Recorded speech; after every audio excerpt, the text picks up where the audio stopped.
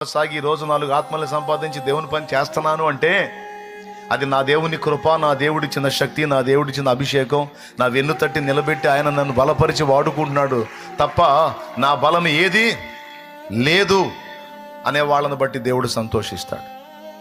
అలాంటి వాళ్ళే కావాలంటాడు. తమ బలమునందు అతిశయించక దేవుని బలమునందు అతిశయించేవాడు, దేవుని బలాన్ని బట్టి ఆనందపడేవాడు, కృపను వేడుకునే వాళ్ళ ఎడల ఆయన కృప చూపుటకు ఐశ్వర్యవంతుడై ఉన్నాడు, దయగలిగిన హృదయం కలిగి ఉన్నాడు.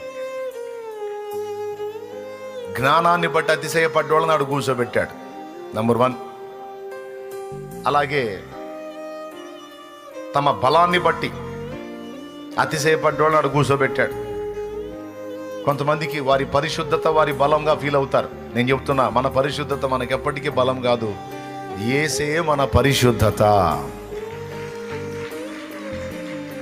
ఆయన మన పరిశుద్ధత అయ్యాడు గనక, పరిశుద్ధులుగా ఉండడానికి పిలిచాడు గనక మనం పరిశుద్ధులుగా ఉండాలి.